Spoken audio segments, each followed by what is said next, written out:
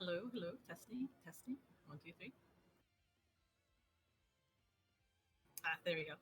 All right, good evening, everyone. Thank you for tuning in. This is BBCF EC Anime Evo Pools and Top 8. I am your hostess, Chickzama and TO. Hope y'all enjoy the matches so far that we had with BBCF at Anime Evo. We'll be starting in just a moment. I'm going through the queues real quick and making sure everyone's here. And I will go ahead and call your name if you're on stream in general. For now, I'm going to throw this over to Bojack and Zach. Y'all have fun. Oh, we gonna. This is some good old Blaze Blue East Coast AnimEVO. Let's go, Zach. Yeah, let's go. We're gonna hold down the neutral on commentary. Looking forward to it. Yeah, pressing that JD, that lychee 2D set neutral. Have to do the honest man neutral with +1. Yup. But you know what? It's gonna be a blast. We have not commentated CF together in quite some time, so super excited to have that for you. And you even got the hype dogs in chat. What can I say? Definitely, man. I haven't. It's been a long time, but I'm glad to hear from you again, man. It's been a long time. Such a blast. So now we're gonna have like Chick said, we are gonna be going through some DQs, getting everything all organized. I think we had some games lined up, but we're just double checking to see who exactly is here, who's actually not, and what we're going to get started with. But in the meantime, thank you so much for tuning in. This is going to be some good CF action. We were looking a little bit at the bracket, Zach. What are some of the standout matches that you think we're going to have coming up, either round one or going into these later matches? I mean, looking at the different segments, I immediately started picking out names, just thinking I can't wait to see these people meet up in winners round 3 or quarterfinal. I saw in the first section, I saw names like Uri, Edge Dark, Valkyrie Koji, the return of Keisin. I see the return of Blue as well in the first section. Those names got me kind of hype.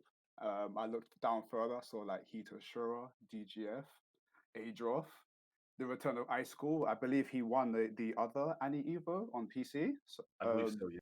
Yeah, so there's quite a lot of names. What names have you been looking at? So, I mean, we already have some, you already mentioned a lot of them, like Uri as a top seed for this tournament. It's going to be great to see him play. Always a blast to see the homie rock. We actually will have Edge, who's also Edge Dark, the classic Naoto player, who's going to be running around. It looks like it's going to be on stream. It's going to be Casing and Tomahawk. I specifically saw this match, and you were there. I said, this is going to be fire. Tomahawk is a great Taker player. Casey great my player. It doesn't sound like a great matchup for Taker, but both those characters are mad fun to watch. Definitely. You got Ryuka Sim, Jiukin, Unsafe on Hit, the return. Have not seen this man play CF in a minute. The Silica player himself. I think he also still runs the sub Naoto as well. Yes, and then so we're gonna see probably a mix of those two characters. We got Wu Cash, we've got Kira Queen. Oof. Yeah, so what can I say? There's so many good players going around. Even some of the players I see in this list, I played a little bit in the warm up. I'm like, yeah, this is gonna be some good matches coming up. Yeah, I'm definitely looking forward to this. Yeah, this is gonna be a blast to see some good old CF action coming on. I was able to play a couple of people as well to see how they were doing, and of course, everyone's bringing some new tech to the table. So I'm very excited to see what people are doing. Some people have even swapped characters as well, so I'll be looking forward to those surprises. Oh yeah, absolutely. I mean, I saw on Twitter where Jukin's trying to pick up Izayoi. I don't know if we're gonna be seeing it in the bracket, but I mean that's like 4th or 5th character to add into the arsenal. Yeah, it's true. Got obviously Uri's going to be running that lychee. Going to be great to see Onikage as well in the bracket. So many good Johnny Good meme. I don't even know the player, but that's a good name.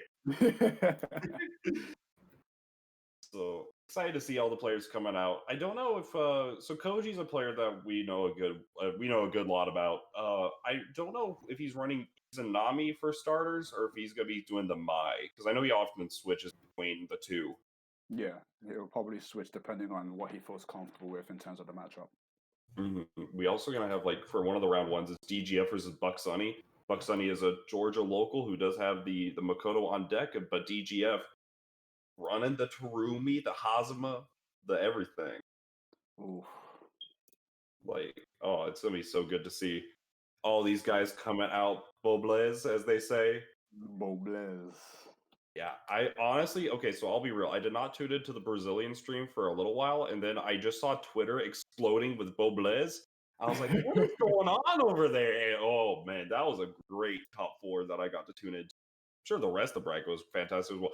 There was that Taker player who, on God, was just built different. Like, just taunted into 720ing a Wyvern. Like, I don't know what else you say. He's just built different. It was nice seeing how they played, and I love seeing different players from different countries, man. They all just bring something new to the table. I love it. Absolutely, it's always. I mean, the EU bracket I think was yesterday. Yeah. Apparently, a Naruto player literally just, I think they lost once and ran through the entire bracket without losing ever again. Yeah, it's always great to see the international representation of Blaze. I mean, like Chickzama was like mentioned, put on like 7 brackets. I want to say like 8. Like That's a lot. A lot of organization going into this, so obviously very appreciative for that. More Blaze Blue to go around. Oh man, Brazil had like over 100 entrants, and I was not expecting that. they brought the heat. Oh, they do. They brought all of it. They brought the entire kitchen with them. But looks like we're going to be waiting just a moment just to make sure that everybody's all set up, all the DQs are smoothed out, and everybody's going to get the stream line in ordered. Okay, that's cool. I think Chick's almost done with these. With a couple of people out, but we're doing good. Oh, okay, nice. Okay. So first up, we're going to have Kason versus Tomahawk, followed by Advent versus Tomorrow, then Ice Cool versus Shanshu, and Jiyuken versus Oregar. Ooh, I like all these. So we mentioned this a little bit in the pre-stream right now. We got Tomahawk, Kason. If I remember correctly, Tomahawk should be the Tager, and yep, that's a Mainatsume on my screen. Yup, the return of Kason? Oh, wait. Okay, you know what? I can respect this. So I know Tomahawk for the Tager. I can wait. No, he was going down to double check his buttons, as you should. Yes, please check your buttons, please. This is gonna be interesting. So I granted I'm not a Tager player, but I think this matchup probably is not super great for Tager. But granted, as Tager does, he kind of gets the knockdown. He kind of gets gets the schmixerization moving. But we're gonna see, because Kason will have the great advantage of neutral, going between the charge spears as well as just like the mobility with the command dashes and flips. Does Tager anti-air do well against the My Dive spears? Do you know? His anti is not very good. Like Tager players themselves, they always say that it's not that great. It doesn't. I believe the invo kicks in quite late, but it doesn't do too well. And the dives are pretty fast, so it probably would suffer or at most be trade, but not in his favor if it's a level 2 dive. So we'll get right into this. How will Tomahawk handle this matchup in the first round? Immediately just going on the defense, and that's what you're kind of going to be expecting. Charge up that Spark Bolt. Cool, okay, doesn't get magnetized by the 5D. Yeah, very unfortunate, and was not able to connect just because of that air hit. But able to connect there, and now we're going to get that magnetism started. How will Tomahawk close the gap? Oh, the low to contest the 6A. Very good stuff from Kason right now. What? Gotta pull it in the corner. Wait, does this set up for loops for days? That's correct. Okay, what's the OP there mean? What's the miss? Classic. Oh, wait. Raisin Brand? Okay, no, we're just gonna go for the kill. Oh, unless. Oh, no. Oh, the intelligence! Wow. Nice call out. Yeah, great use of the IBs and then just calling out the stabs, going to the command dash is minus enough where you are going to be able to get that 360A, but the plus on block overhead is going to connect.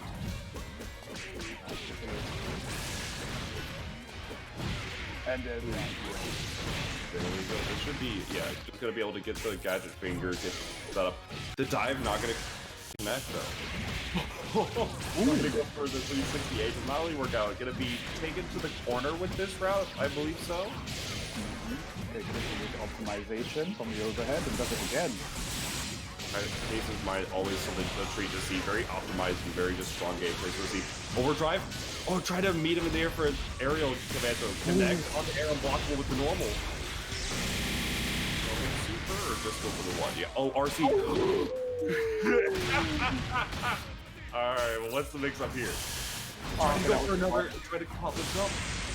That was smart. He knows he wants to do a back. Well, he thinks he wants to do a backflip, but Kaysen just sitting there, goes right underneath him and takes the round. Great stuff right now. I mean, honestly, this is kind of a case. Kaysen's gonna have the control of the neutral, but it's the difference of 2K damage versus 6K from a good reset. Yeah. Almost a nice conversion. Doesn't get a nice conversion. Yeah, very odd situation for that because of the fact of how unit hit. Tipper gonna connect, but no combo to follow it up with. Sledge connects, but unless. Okay. Oh no, these drops very dangerous. Oh, good drops. Yeah, did not get the low 6A that they're looking for. Oh, this is gonna be the first Astral of the day right off the bat. Oh no, just goes for double super. Oh, but that wasn't safe. Yeah, very unfortunate, but now we're gonna see how will Tomahawks make the comeback. Will Kaysen just play this slow and steady, wins the race style? 6X, 60 does not connect. Unfortunate.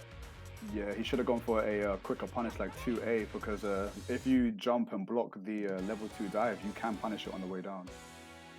Ooh, yeah, it's all the second hit of the dive is gonna be the plus frames for level 2. But with that, yeah, Kaysen taking a good advantage there.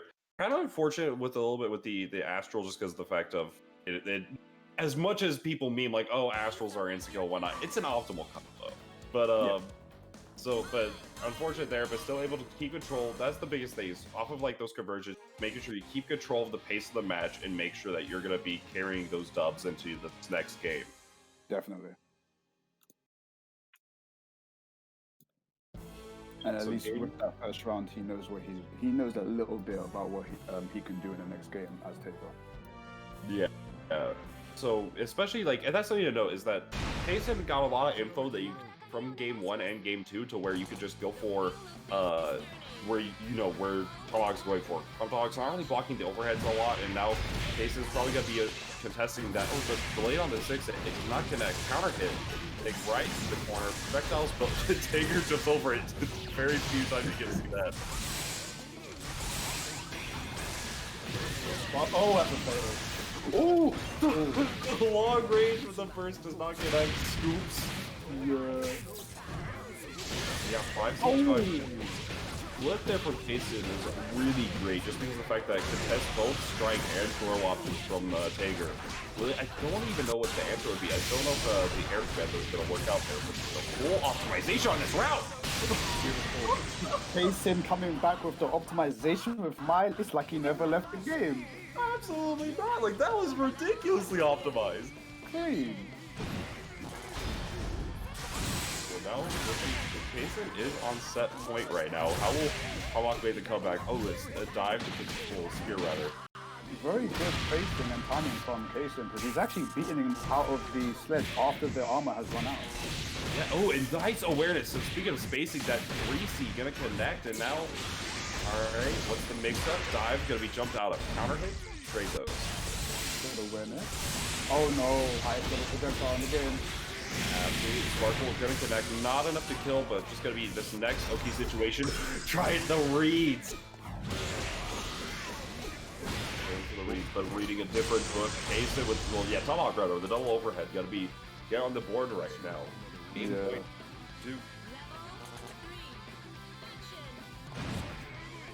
Let's see what the adjustments will be from Tomahawk and Kaysen both. Kaysen coming into the round with no burst, but we'll have it later whenever they're gonna need it most. Oh, classic. You don't see that reset too often these days, actually. Oh, the air movement, great awareness from Kaysen. Now Tomahawk gonna be looking overdrive 720. Oh, this is unfortunate. Kaysen right there in the air, gonna connect with the dive. In the specific character combo. Oh, going for the armored Oki, very dangerous against Vega, but still going for it, and it's working. Yeah, definitely worked out. Kaysen, next hit could kill in this situation. Tomahawk's gonna be needing to find the opportunity. Is this gonna be it? Sparkle, the burst. Kaysen does not want to play your games. Oh, Overdrive gonna be looking to get a command throw. It does not matter. Kaysen with the read on that dive and gonna take it 2-0 for Tomahawk. start the day off. Kaysen taking it 2-0. Just almost got that 360 there. That was quite scary. Yeah, that was really, really good. So that was often you see that, and that was the adaptation. So Kaysen recognized that Tomahawk on defense was not really blocking the overheads and not really, reacting to those. So Kaysen started using those a lot more just to force an advantage, and then sort of started going for more lows to keep them in check. Same idea whenever when Tomahawk started to get the offense rolling, alternate between like, okay, you're calling out my jumps, so I'm not going to jump for the first couple of times. Then I'm going to start jumping once you think I'm not going to be jumping, and just mixing it up to where Tager's all about getting those reads, just going with it. But if you're just swapping the books on him, it's hard to keep that storyline going. Yeah, it's true. Great play. Going to be seeing more cases down the line, more than likely, but it looks like up next, I don't know who we were having, but let me double check. Wasn't it Advent versus Tamara, I believe? Absolutely correct. So yeah, Advent versus Tamara. I'm not familiar with really either of these two players, at least, it's been a minute since I've seen some good CF action for at least the East Coast scene. Do you know these players by chance? I think the only thing I can remember about Advent is that Advent is on the same team as iScore, the rivals team. I believe, if I remember correctly, because it has been a while, I believe they use S, but it's been a long time. Things could have changed. Yeah. It could see. I mean, it's always good to see. They may not necessarily be new players, but it's always good to see new faces at least going into like the tournament scene. Especially with COVID and whatnot going on right now, you're gonna have a lot of these net play tournaments, so it makes it more accessible for like more people to enter compared to like say like going to like your CEOs, your CEO Taku, where you see a lot of the usual faces for like the offline scene, but now it's getting more representation for the online players is fantastic. Yeah, that's true. I mean, when it's all we have, we still got to support the game, and people have been, coming out of the woodworks, even though it's online. So I'm very happy that the community is coming together. Like, we all love some Blaze Blue, man. Yeah. Also, Tamar actually noted in the chat that this they are new, like have never entered a tourney or online really. So this is gonna be great. And that's a good experience. Advent, I believe it is going to be in the Discord for the password. So double check over there. I'm not too sure if it's a general one up, but double check in the Discord to get the room code. So that's interesting. So you get to see this is going to be neat because, like mentioned, Adva tomorrow's going to be a new player, so we're going to get to see the more like a new face in terms of like gameplay, as well as to see how they've kind of taken how their approach to the game is working out. Yeah, the newer generation. I'm glad. I guess the first thing I can definitely say is, welcome to Blaze Blue and enjoy your stay. The game is wonderful, and I hope you enjoy this tournament. Absolutely. So like you mentioned, you were right with the Advent rocking that S, and Tamar actually running Bullet. Good choice. Yeah, I mean, both these characters are mad fun. With Bullet, often considered lower tier whatnot. I don't think she's actually that bad personally, but we're going to see how Tamara's going to be able to handle this with... In this matchup, it's going to be interesting. He does have the armor, which could be like to gain heat and to contest like S's fireball game. Oh, so we're gonna see. So rule number one when it comes to new players, there are certain things in this game called net play stages. With net play stages, it will reduce the lag from the online and kind of make it easier for the game to run. Correct me if I'm wrong, Zach, but is one of the worst stages for net play. Yeah, it is. Like, if you guys could just back out. Yeah, yes. You could. This is PSN, not PC. You can back out, or actually wait. Yeah. Okay. Cool. There we go. Okay, you want to run it, like mentioned in the chat room. You want to run it on Old Gate or Coliseum Silent. I believe there's like one other that some people are saying, but those two are like the definite like ideal. Yeah, definitely. So one of those two. I always default to Old Gate. The other one, but always just to be safe, to be completely safe. Coliseum Silent and Old Gate. It has to be Coliseum Silent because when you go to the normal Coliseum, the crowd is in the back and there's more lighting, and those add to the lag apparently. So Yeah, because it's really interesting how it does it. Because if there's more movement and whatnot in the background, it makes it more for the game to render, which for whatever reason adds more delay for the online and is a no bueno. Go to Snowtown? Absolutely not.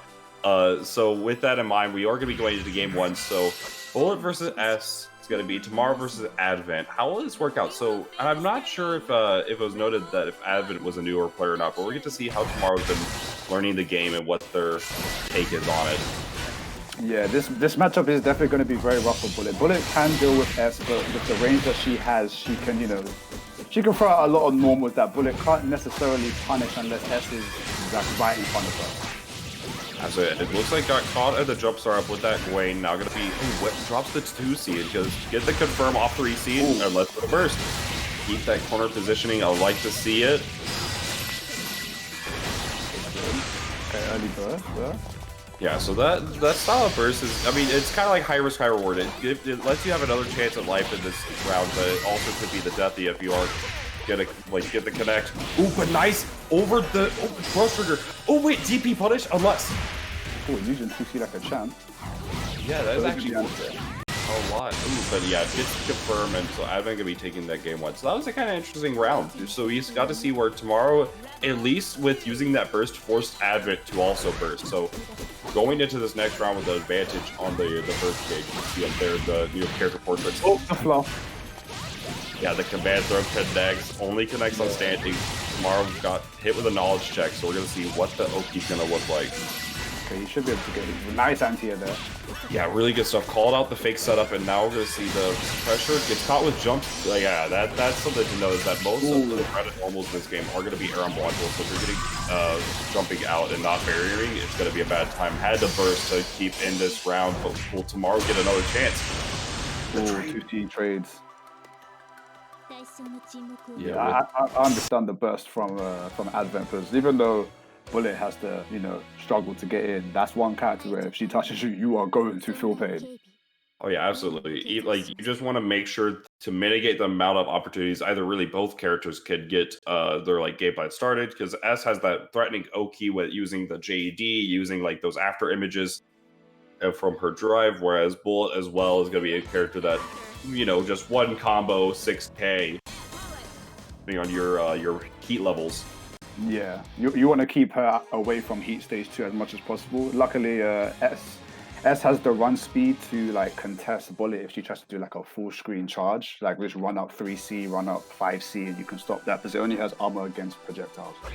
Exactly. So that's going to also something to know is that the Advent has not been throwing that many fireballs in neutral, so to really avoid the chance that tomorrow could really get some heat levels rather from just going for that stance charge with it. Oh, nice conversion there. Ooh, yeah, very good stuff. So get the hands weight into the neutral close. Oh, 5D connects. All right, what's the Oki? 2B. I'll try to go for a wake up overdrive. Not gonna work out because of the fact that it wasn't meaty. Ooh, that is tough. Gonna get some pressure started. Firewall connects and just gonna DP for the trouble. Yeah, he doesn't want to deal with Bullet at all. I'm not surprised. Bullet can be very scary when she gets in. Yeah, well, absolutely. Especially like kind of over there with because whenever you are in heat levels, Bullet does get a Rekka off of her DP, which can be used to really lead to some huge damage, especially towards like closer to the corner. But unfortunate, but now we're gonna see Advent on set point. How will Tamar be able to contest this? Round start 5D just to contest all those bugs. I actually really like that round start idea. Oh, I don't think he knows about the IB for that. Yeah, Gwen, correct me if I'm wrong, it's supposed to be, especially non-charge is minus, right? But charge is plus on block. Yeah, if you IB, I believe it becomes 0, if I remember correctly. Yeah, so that's going to help them to know, and then just kind of going for that. Not reacting to the grain also is costly because of the fact that you are getting caught with the jump startup, or not jump start, rather, you're getting caught stand blocking and then just going to get the command throw. But Advent, with all the knowledge checks and order, steals the deal and going to be taking it 2-0 over tomorrow. Fantastic set nonetheless for both these players. Oh, definitely. That was really good to see. You always like to see new players, especially for like a newer play. Tomorrow had the anti-airs on deck, knew how to call out the fake stuff. It really just came down to more of the optimization and matchup knowledge, whatever it comes to. So great to see you. Oh yeah, definitely, man. Like new players, you are welcome to join, man. Like more players for Blaze Blue, that's good, man. That's good for the community. I hope you enjoy this game as much as we do, man. Yeah, oh, absolutely. And something also though is that I don't know if you see it too much, Zach, but when it comes to like newer players, a lot of people will say whenever entering tournaments, they'll say like, I can't enter tournaments. I'm no good at the game just yet. Whenever I want to enter tournaments, I want to be like the best that I can be, and then kind of build from there. And obviously, respect to that idea, right? You want to make sure that you're like getting up there, so that way you're not like, you're trying to get your best. But there is the only restriction on tournaments, especially right now with net play, is if you have a Smash GG account, basically. Yeah. Like, enter if you want them. Like, if you feel like you're comfortable entering, like Tomorrow just did, to just show, hey, anybody can enter these tournaments, have a good time, and just, hang out with some friends, and just enjoy yourself. And Ethernet cable. Yes, you have to have Ethernet. It's like a lot of these tournaments online, like, obviously, like, we all miss our offline scenes, of course, but some of us don't have them. But for online, think of it this way: you can get experience with actual tournament players with a tournament that's free to join online. Like, literally, you can get tournament experience for free. You don't have to pay no entry fee, no tournament fee, no hotel, and you can just go and play. That's a good way to build yourself up as a player. So, if you are afraid to join tournaments early on, don't be, because it's a great place to get learning experience. You meet new players. You can, fight people in matchups you never played before. It's a very nice experience. Absolutely. And kind of to mention what you carry off with, I know especially whenever like I was first starting out, my first few tournaments were like, final rounds, CEO, things that were offline. And you go there and you get like, you have, for most people, you're going to have like the tournament nerves, right? You're going to be like, you're dropping your combos, you're doing whatnot. In an online environment, obviously it's going to, be different, more delay. There's like other things here and there. But with, you're going to be forced into these more uncomfortable situations with different matchups. You get to kind of grind out the tournament nerve like issue, because you're going like, if you're starting to like see some more success from online or just getting more comfortable with the tournament nerves, once you go through more of these offline events, you're going to be more comfortable in your like in your own combos and your own neutral and whatnot to really show what you got. So it's really good just to grind out a couple of these online tournaments every once in a while to make sure that you're up to date and keeping, or even like whenever you're first starting, just to get these nerves out of the way right away. Yeah, definitely. Like we're gonna be coming up soon with this next match. It looks like it should be Ice Cool versus Sandshrew, if I'm reading this right, unless there was an update. Ice Cool's in the room, and this is Advent's team partner from the rival team. So yeah, this is basically the AnimEVO champion from, I believe, East Coast PC. So yeah, people definitely want to get this guy out of here. They don't want him to win twice. No, absolutely. Like, you always love to see a two-time champion, but no, like it's you hate to see it, but you also love to see it. You know what I mean? Like you always, it's like you want to see like the good players come out on top of one, but at the same time you're also like, dang, that guy's got a mark on his back. So we're gonna see if Sandshrews gonna be able to take him out earlier. If Ice Cold's gonna be looking for another W coming his way. So let's see. This is his story. Let's see if he can do it.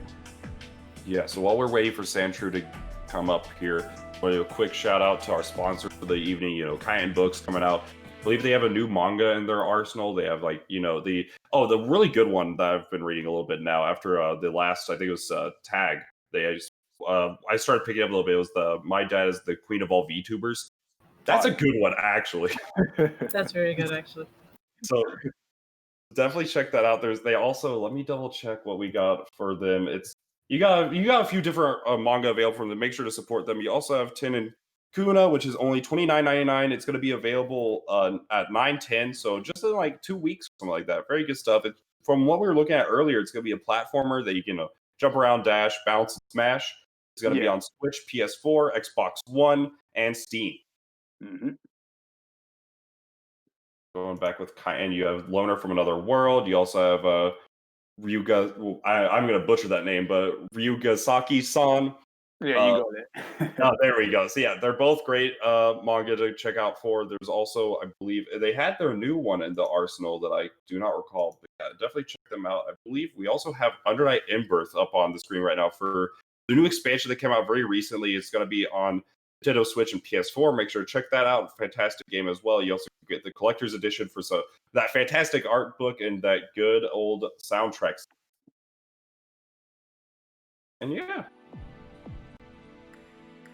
stuff going on there. Mm-hmm. With that, so yeah, we're gonna be just waiting. It looks like we're just waiting on Sand Shrew, but Yeah. again, thanks so much for tuning in. We got more CF action coming your way. Just gonna be slight delay with it, but I mean, we've had 2 matches so far. One with a very new player coming out, and then just always great to see some new faces in the community. And then we had the 2 veteran players now, Casey and Tomahawk, running a great set with very entertaining stuff. Mm-hmm. Meantime, And the bracket's clearing up as well. The second round has a lot of the players that have made it. Yeah, I've already seen some good matches already. Yeah, we got a couple of DQs that a couple of the matches have been finished up. It looks like, you got classics like Koji versus Blue, you got Edge versus Ragdoll, Onikage and Toto. Yeah. Oh, we got Noctis Onyx versus Yuka. Ooh. Ooh. Ooh. I know someone's waiting for that match. And I mean, I'm also waiting for the winner of that match to face Ryuka Sim. Yup. Ooh, okay, that's how the bracket's looking kind of nice. That's gonna be good. Oh wait, we got Toito and Okay, so- Onikage. Okay, so because of the delay, it looks like we are gonna be moving a little bit forward. We will have Ice Cube Cool is gonna be leaving the room shortly, and then we're gonna have, like just mentioned, Onikage and Toito. Mm-hmm. Okay, so let me just do that. Okay, so Onikage versus Toito. So from what I understand, I've seen Onikage here and there on Twitter. I believe it's a Ragna or Naoto Kuragane player, one of the Blood Edge boys, maybe both. Yeah. Oh wait. Okay. So which match is going first? Zack Attack coming in to attack the senses. Not sure exactly what is going on, but it looks like they're hitting the ready buttons. Okay, so we'll have Onikage versus Toito first, then I guess. Yeah, and so we'll get to see what's gonna happen first. So okay, like mentioned, so Ragna versus Bullet. You have a bullet yourself, Zach. What do you think of this matchup? Ragnar can die in like almost 2 combos if they hit it right. I'm gonna be real. If you make a mistake, your life is gone. Let's put it that way. Absolutely, and I mean with from what I'm aware of Onikage style, mashing through the intros, you don't like to see that, but you see a lot of time with Onikage, like at least like from the Twitter clips, I see a lot of DPs and a lot of gambles on the offense. So we're gonna see if that's gonna be the case, knowing full well that a 10k character against a character that can dish out 5-6k damage on average, will be able to test. 6B does connect, gonna take to the corner. Oh no. Ooh, just barely out of reach. Like, Ragnar definitely has the tools to deal with Bullet, of course. Like, he's got a good array of tools, but he has to be extremely careful. Even right now, until Bullet is dead, he's still in danger. Oh, absolutely. Just all it takes is one reversal, one opportunity to really get caught out here. Yeah, there we go. Hellspank RC just gonna get some pressure going. And looks like a perfect for Onikage to start the round off. Not even a Ragnar perfect. Oh wait, is it? I'm not sure. If he did lose any HP, it was probably from blocking, I guess. Yeah, what's your damage? Nice anti-air on the DP. Oh, and a DP for a DP. No, sir. Gonna connect. Boo Bliss. Yup. Okay, rips that. Has him in the corner. Whip the pick up. Very unfortunate. Just a little bit weird with the basic. Maybe something to do with OD as well, but now just gonna get the jump cancel. JB does connect. Great. Blocks. Ooh, but the RC on deck to avoid the destruction that could have happened. Nice cover. Keeping it safe. 6 people, no conversion. No counter hit on it, so a little bit harder to confirm from. And now we're gonna see what we'll try to go for the stall with the JD, but not gonna bite. Gonna get connected with not recognizing no counter this time. Don't even need it. In the corner. What's the damage look like? Okay, this is a good start. Catches the wall to JD. Nice patience. Oh, this is death. This is death, right? Wait. Possibly? With the, do you get RC something here? Or can you not RC this? Oh, just barely. Oh! Molly. Knowledge. Nice spacing. Okay, so now great, great. So just show what you mentioned a little earlier that the Toito with the right hit can just kill, but oh, the Gauntlet 80. Oh, a little bit greedy there. Went for a 5T when a 5T probably would have connected. Had to get a fatal. Again, ball the EA. Worked out. The DP from a mile away does not work out, and now Toito in the corner. Not looking great for the Amigo here. No. Oh no, and even he stays too. Okay, about to see some red light right now.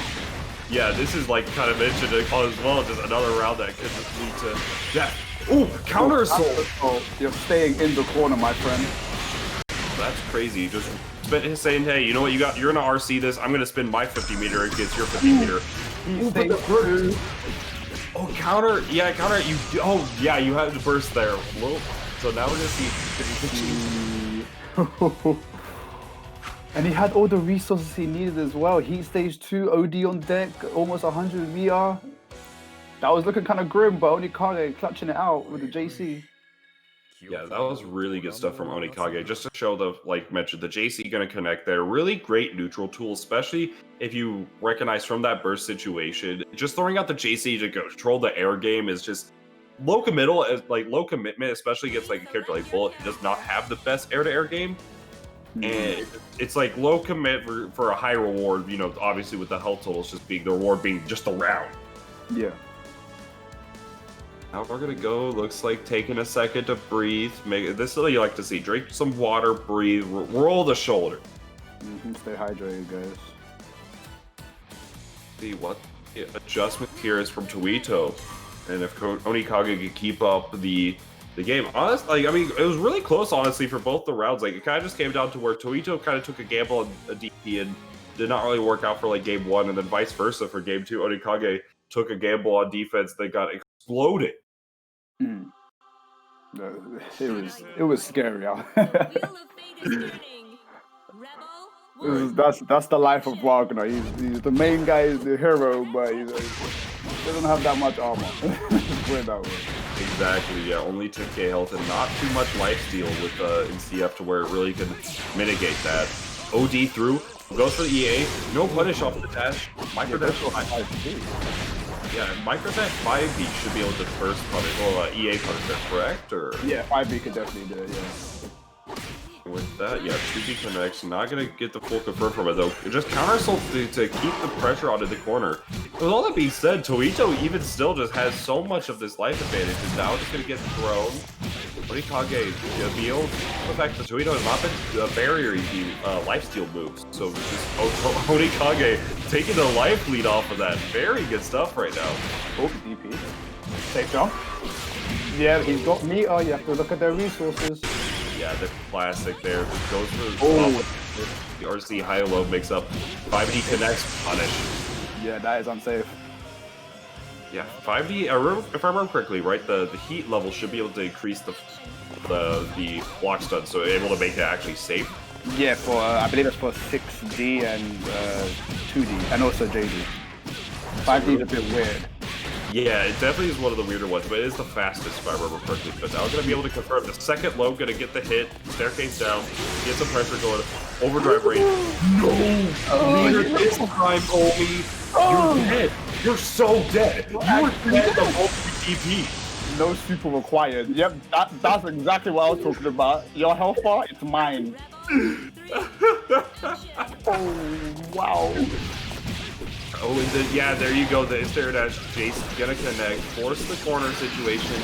Kind of like very different ideologies in terms of these characters. Froggen is kind of death by 1,000 needles. Bullet is death by 2 bricks.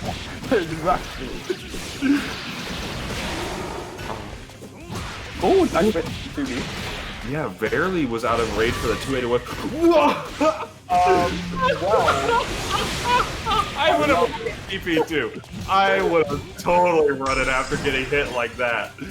Once I was nice, no contest. Faded. Keeping it clean. Yeah, like that. Onikage taking it over 2-0. That was a fun set. I mean, that the very unfortunate situation that DP hitting backwards on that 5D and then just wake up DP. I mean, I would DP there every time. Yeah. You're like, you get hit by that, and you think my DP should be able to do that too, and then they block, and it's like, ooh, come on, dude. But yeah, great stuff. Great. These first few matches have been fantastic. Only more to come. Oh my goodness. Okay, let's see. So I know that Lady Zama is picking out matches behind the scenes. Let's see who's up next. I wonder if her predictions came through. I know one of them did. Okay, so we've got psychic. Hmm? I'm mistaken. Yes. We'll have DGS versus Adroth in just a moment. Ooh, so a couple of Snake Boys coming up right after this match with Ice Cool. Is Zack Attack the Sandshrew that I was seeing, or is this going to be different? Let me double check. Oh no. Yes, let's go. I'm getting flashback CEO Otaku. I believe it was 2018. Top 4. Yo. Where? You know the song. You know the song. Not God of War. Not that one. Come on. You are. Picking the Fame song. No. Oh my goodness. Susanoo mirrors right off the bat. I mean, obviously, you know, Susanoo gonna have huge damage. We're gonna be operating around operating around these seals. We're gonna see what each player kind of represents. Usually, what I've seen between Fame and a few of the other Susanoo players, that you really choose 3 seals to really play your match, play the matchup with, and then go from there. So it could be comfort pick. You know, some people like the DP, some people like the electric hands. We'll see what these 2 players like right now. Game 1. Alright, so we're starting off the bat just shooting each other right here, but gets the pressure started. 5B6B, 5B6B. I'm seeing the IVs, but they're not getting out of pressure. 6A is punishable if you by 6A. Oh, and he's got one of the important seals. And now he's got 2 of them. Or Yeah, 3. He's got DP. Yeah, like mentioned earlier, these are going to be typically the 3 seals that you're going to see a lot of Susanoo players go for: DP, Hedgehog, not Godpress, rather the Grand Viper. Unfortunately, Zack Attack was unable to get the Sonic Spin and got level 2, Grand Viper by accident. Yeah, very kind of unfortunate there. You really, when it comes down to Susanoo, structure your combos around getting what seals you want is going to be key. But the 2C connects. This is going to be a full route, and Ice Cool recognizing he's going to be able to get the DP and the Grand Vipers here. Sandcake. DP, yeah, he doesn't have to deal with that, and he's got good seal. Oh no. Death. Yeah. Death, because it's fatal counter. Yeah, just go for the OD just to make it nice. Unless. Below the head. Yeah, very good stuff from Ice Cool. Showing right off the bat what it takes to win the PC side of things. Mm-hmm. You can tell straight off the bat that Ice Cool is very comfortable with getting the seals that he wants. He was able to unlock in the first round. He was able to unlock DP immediately, and the opponent didn't even notice. And he used that DP to get out of any pressure that he started on him. So you definitely have to get your seals on point.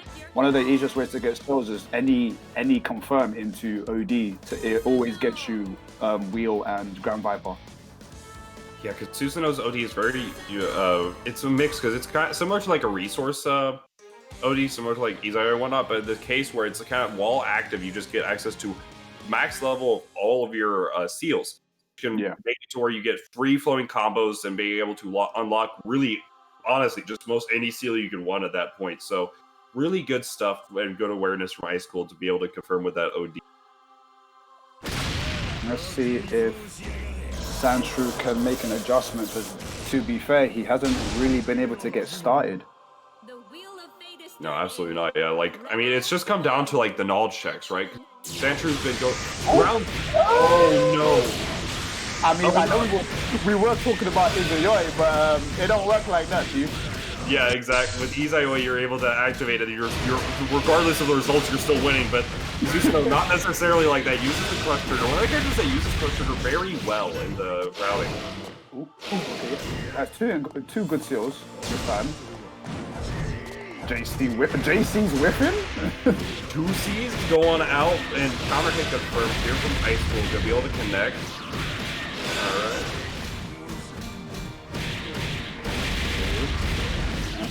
Never too real. Spin. Whoop. Oh, you got the perfect height there for the 6B. Just wait for the super. Ooh, okay, so that's what we call it. That's what we call in the community a Domi burst. Mm-hmm. Or maybe California, depending on what region he's from. But really, whenever it comes down to like bursting those situations, you're really putting everything on the line. And now you're look at this. You're going into round 2, and you're so far behind. It's looks like a disaster right here. Plus frames gonna work out Crush Trigger. Recognizing he wasn't blocking ice cool. The observations working out. The third eye is open. The sword connects with the drop 2C.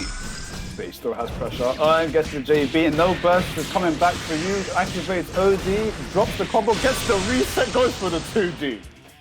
And a perfect.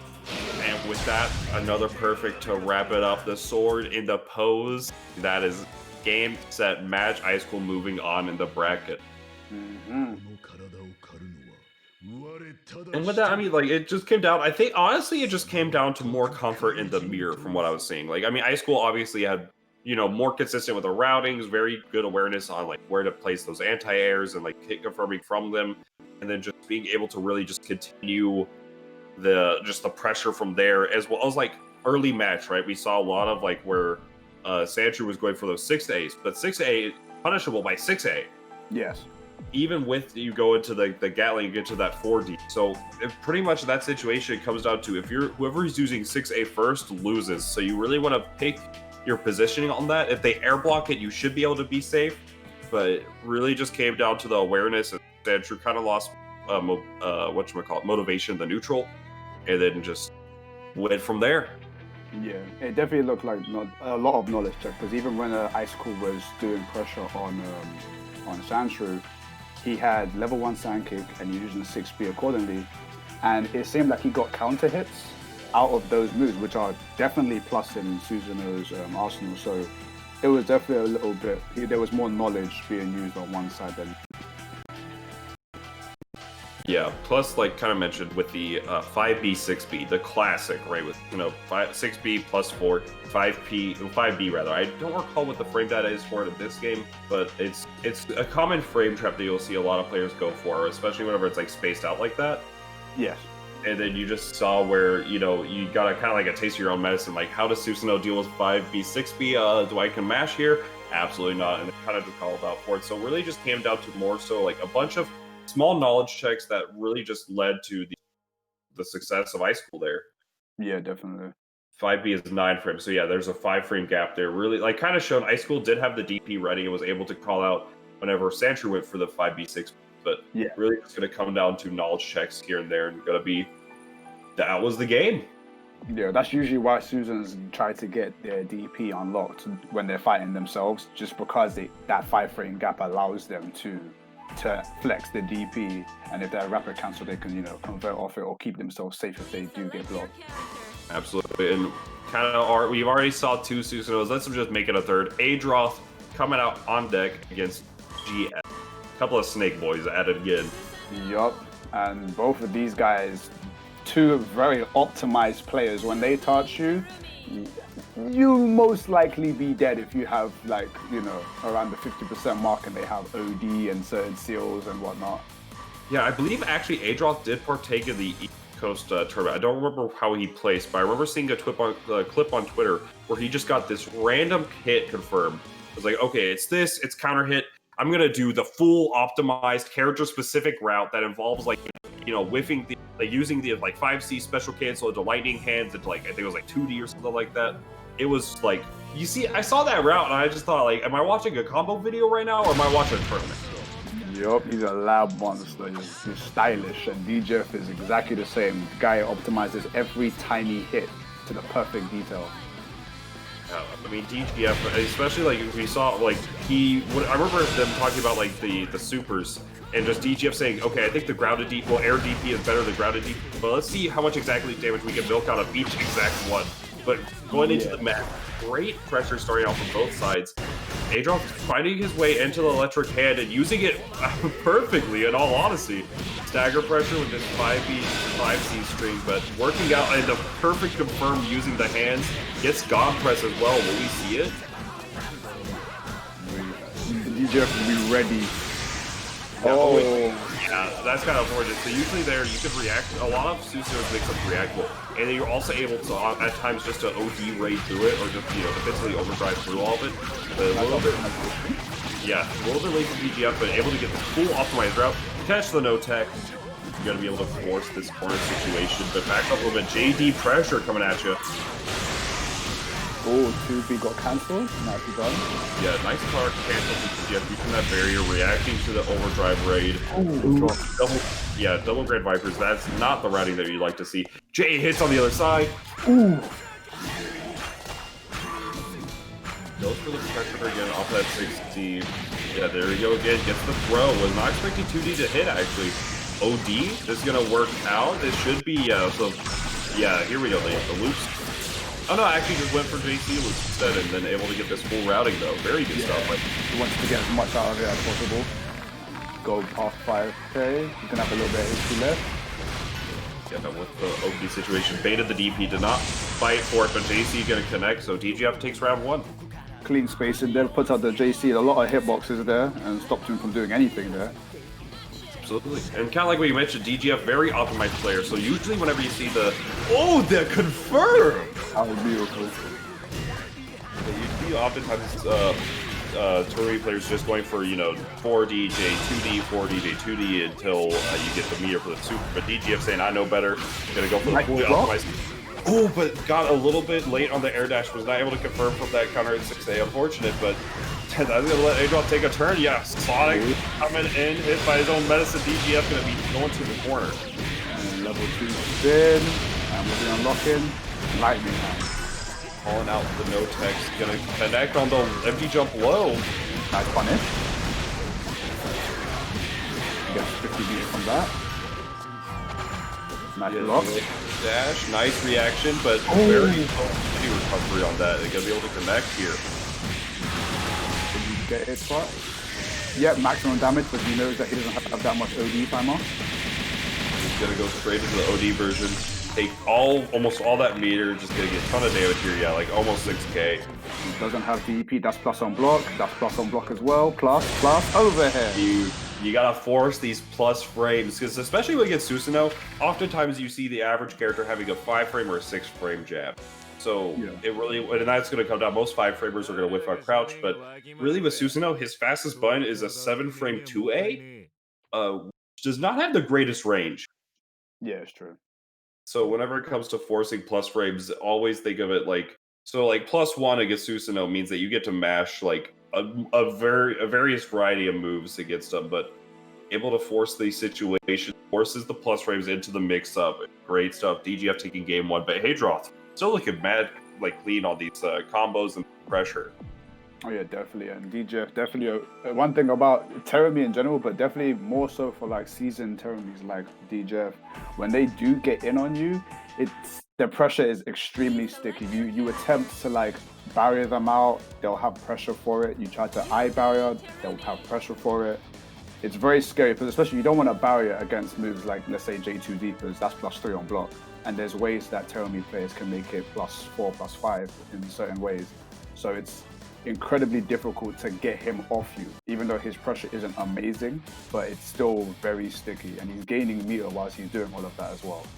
Yeah, and you said it perfectly right there. With it's not amazing, but it's very sticky.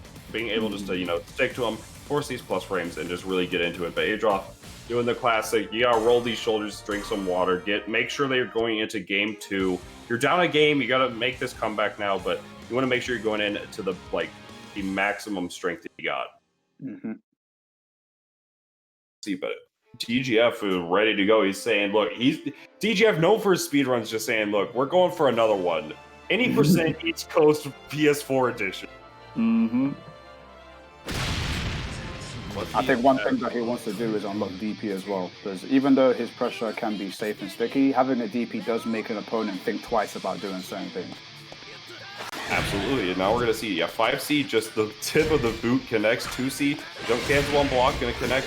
Oh, but got caught out to try to anti-air. Nice confirm, though. Yeah, calls him out on the 6C cancel or feint.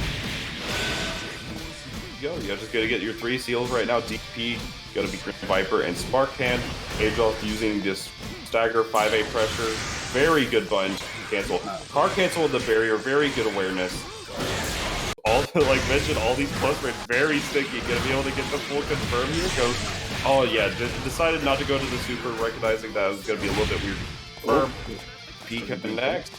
And kind of the damage difference between these two is a part of the matchup as well, because Turumi does not do, like, on average, very high damage. However, Susanoo, it's like a truck. Yes, he does. Oh my goodness. Okay. And then he's going for the double, he's going for the damage. Yeah, oh, absolutely. Just get it. Oh, yeah, 40, 2D gonna connect with the snake bite. And this is gonna be like 6K, right? Maybe higher? Oh, definitely higher. Like 6.5. 6.5-ish. 6.7? Oh, okay. Four damage off, but DP. Oh, the millionth and 8th active frame on that DP gonna connect. DP already putting in work. Oh my goodness. Yeah, there we go. 60. Didn't believe in the overhead actually. Decided just to go let it rock as some stagger pressure. But he's got his DP already, so he's already in a good position in terms of resources. That as well. Yeah, just checking with the blue beats, recognizing DGF not necessarily holding tech all the time with it. The reactionary 6A takes the corner. DGF. He don't want to be in the corner. I respect. No, absolutely not. Now we're gonna see just some stagger pressure come out. 5D connects, plus frames on that 2D. Oh, wait for the 5D gets punished. No counter hit, but still with punish. On the wake of DP, plus frames from it. But the throw range, no. You gotta throw your hands, homie, not your feet. Oh, no TC. Agelf being very patient, not trying to throw his life away. No way. You react to DGF, you're OD. As your Yo, he changed his name for a reason. And now we're gonna connect here, gonna take all that meter you wanted, that's mine. Slurping it up like a McFlurry. I don't like a Spark Hands. Yep, it's far. It's far. Alright, now we're gonna get, the overhead. Didn't expect to connect. Heartbreak. There's no meter left. You're gonna get chipped out, homie. The Spark Hand. Broken, and he didn't get his OD back in time. Dying with it on 9. Adroff, we were talking about, very crisp with his combos, very aware of all of the situations, how to confirm this and that. But more than we even gave him credit, he was looking at that barrier gauge and said like, oh, this is a half barrier gauge? Make it none. Just did everything in his power to force DGF to start barriering it out and force a chip kill. You don't see that many chip kills in this game. Yeah, I was expecting him to use the dirt kick again, because he had the level 2 one, didn't he? Or level 3, I think.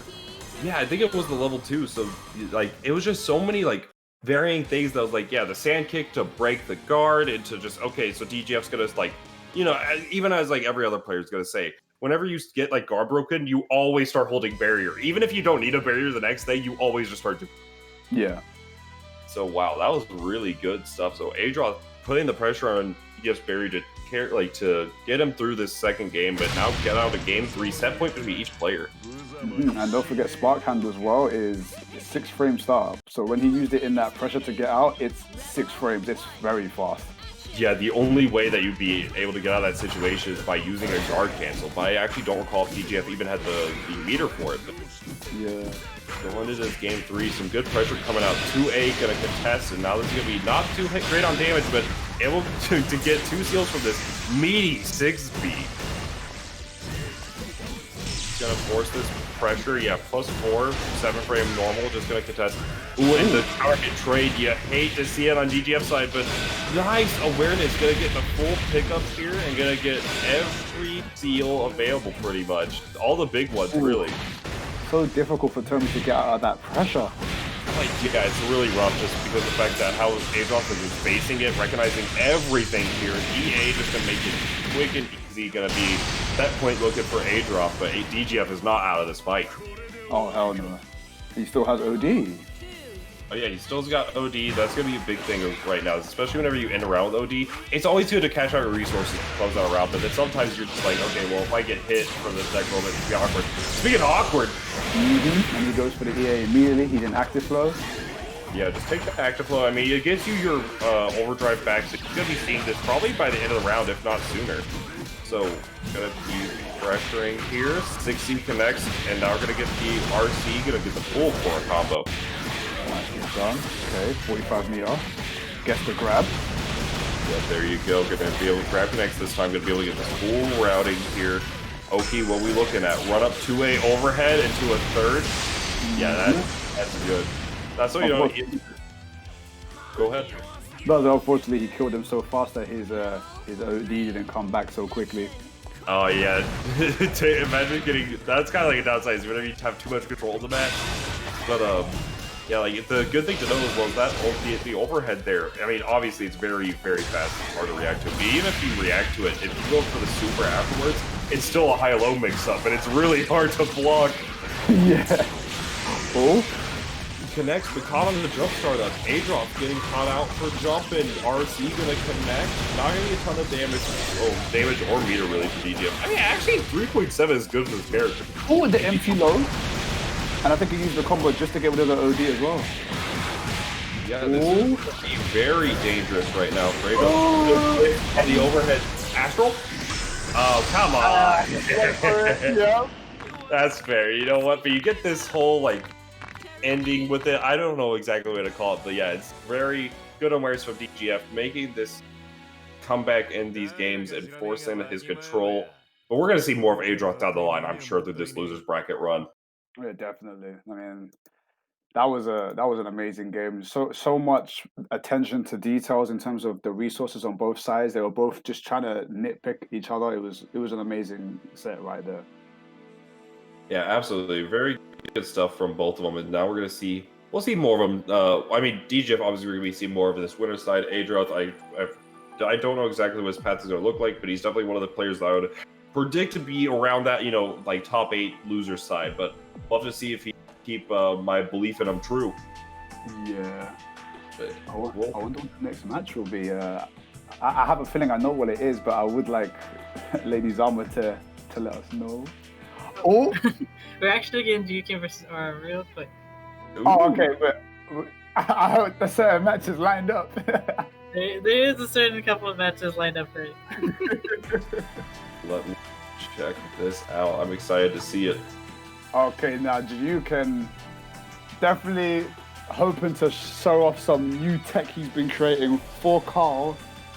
This man he's crazy, but it's always a pleasure to see him play. And I don't actually know who this other player is. Let me check. Let me see. Yeah, so I'm not exactly sure who Oregard is, or in the bracket listed as, yeah, Oregard. I have not actually player play, but Jukin is a veteran of the scene, rocking, you mentioned the Carl, rocking that Terumi, rocking the Izayoi recently being picked up, and Amane. Amane as well, yep. He absolutely loves Terumi.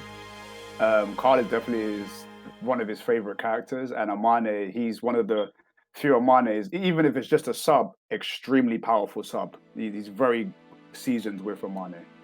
Yeah, I remember specifically, first time I met Jukin was around like Frosty Faustings. That was 2018, and we were just playing, and then he just starts using 6B, and I'm like, oh, that's plus. He's like, yeah, that's broken. Like the move's kind of broken because it's plus on block, and you can hold it to make it whiff. And obviously joking, but like the entire time, like if you see him using it on like other people in the like rotation, he's like, yeah, no, that move's just busted. And then you air block it because he has like this air reset where if you air block it, it's like +4 or something like that. Oh my goodness! It's just so funny to see it. Oh boy! So it looks like we're gonna see some. Actually, oh wait, let's see. Yeah, well, I mean, with the arsenal of characters like that, you got to see if it's the Carl. Oh, straight to Carl. He ain't playing no game. Oh, and new. Now that's a character we do not see news often. I only know 3 news, and only one of them only one of them main the character. But I know 3 news. Yeah, like So, I mean, because whenever it comes to new, you don't see too many of the players, right? I mean, like Monarch has a sub new. There was obviously Flux, but not really super active with the game anymore, unless outside like Parsec, Yeah.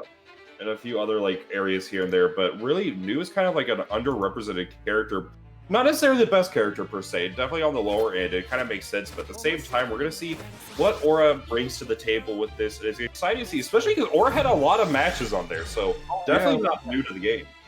Yep, this is must be a seasoned new player. I'm looking forward to seeing this.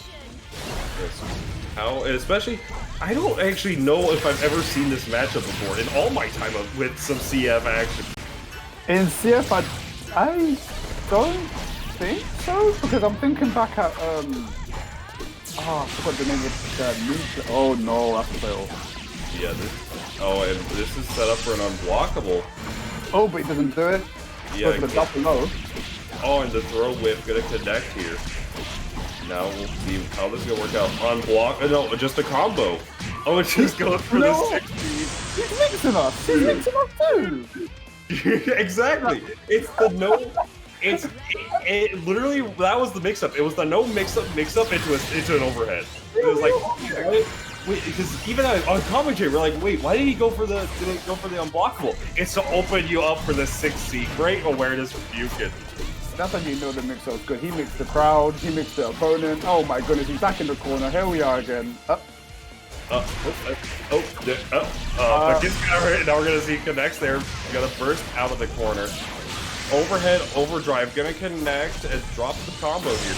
And yeah, another overhead. Or getting up. Yeah, didn't even let him touch the ground to even do a counter assault. And Juyuken takes that very convincingly for the first game. Yeah, that was a quick game one. To be able to mixing up the opponent, the commentators, the crowd. Nobody really knew exactly what the mix up. Is it unblockable? Is it an overhead? It's pretty much unblockable if you don't do the unblockable. They go for the overhead. That was amazing.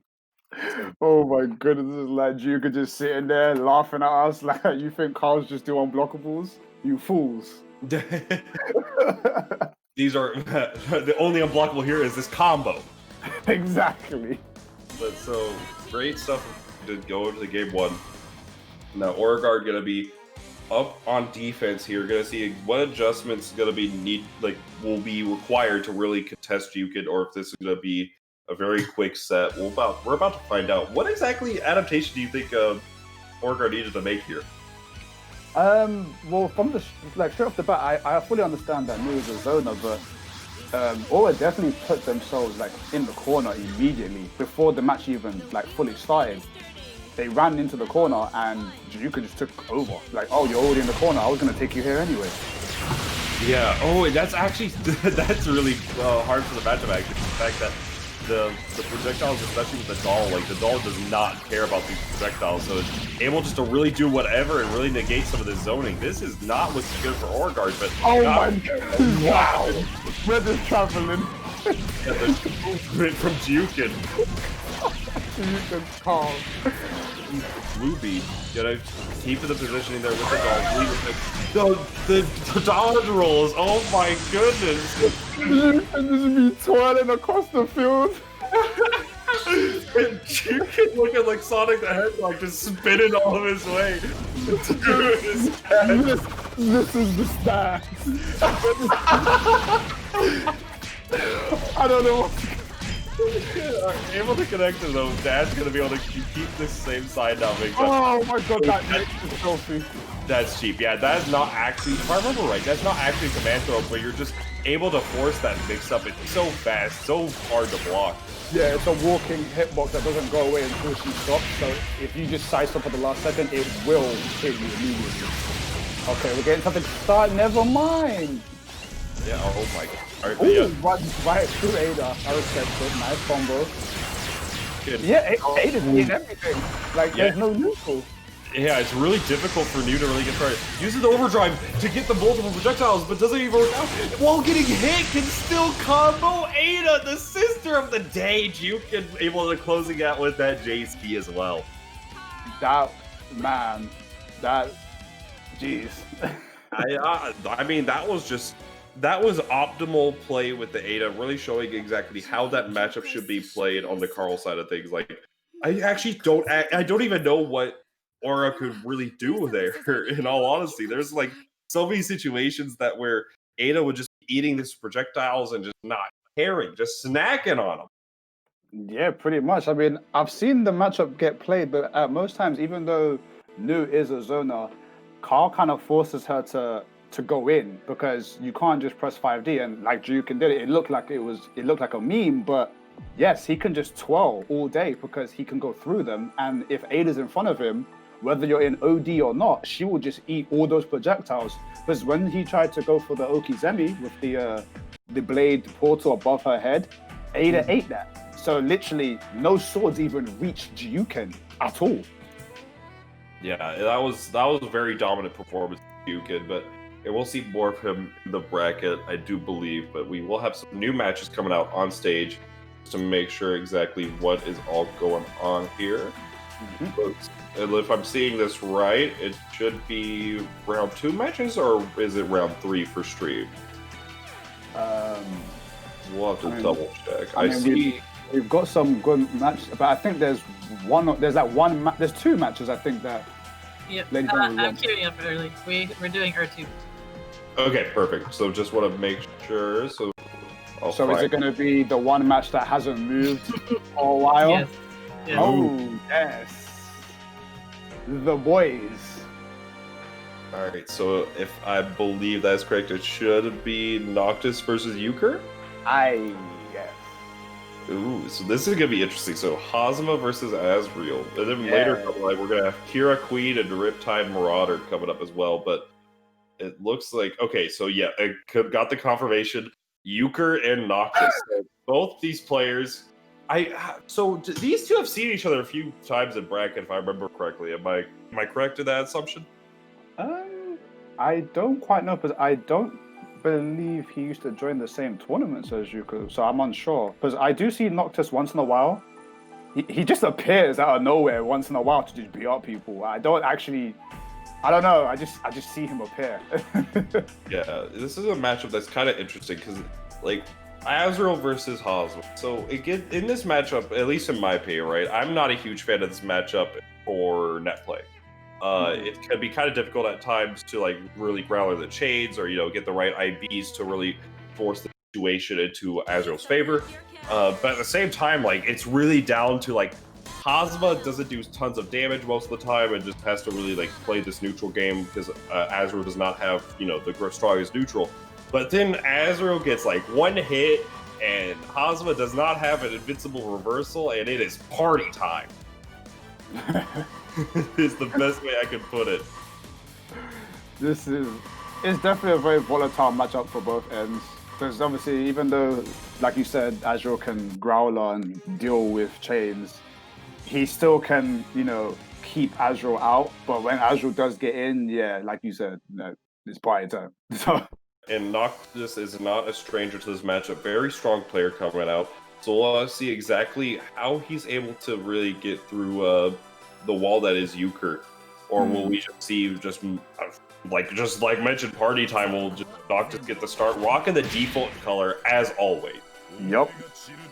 If there's something that the chat or whoever's watching does not know about Asriel and the community around Asriel, is we will fight over our colors. Yep, they will. They will. And Noctis has fought so hard to get this neutral, like the default color, now forces some plus frames on that 6C. Gonna walk through well. Yep, gonna get knowledge check there. Euchre gonna take him into the corner. Alright. 5-8 OK and keeping it safe. Nice, uses the dive kick to stay away from the anti-air. Yeah, so now this is gonna be so JP is gonna connect on either side, like on both sides rather. Yeah, like that's kind of what I mentioned. So there is a gap there. However, the best way for Asriel to contest it is to either growler than chain it, or failing, or gonna be able to instant block it. But third right now, those are the Serpent Benediction. This should be a kill, and that should be a perfect to start things off. Yeah, nice confirm as well.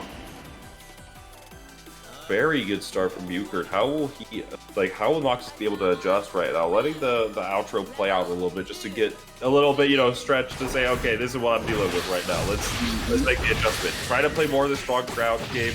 Got crossed up by that chain.